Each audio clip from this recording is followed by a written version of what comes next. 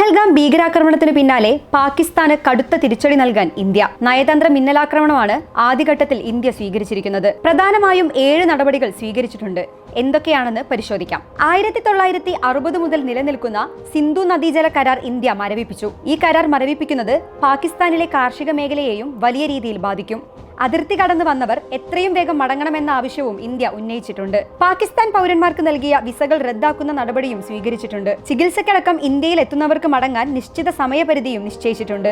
ഇത്തരത്തിൽ ഇന്ത്യയിലെത്തിയവർ 48 മണിക്കൂറിനുള്ളിൽ ഇന്ത്യ വിടണം എന്ന് അറിയിച്ചിരിക്കുകയാണ്. ന്യൂഡൽഹിയിലെ പാകിസ്ഥാൻ ഹൈ കമ്മീഷനിലെ ഡിഫൻസ് അറ്റാഷെമാരെ പുറത്താക്കുന്നതാണ് അടുത്ത നടപടി. ഇവർ ഒരാഴ്ചയ്ക്കുള്ളിൽ ഇന്ത്യ വിടണം.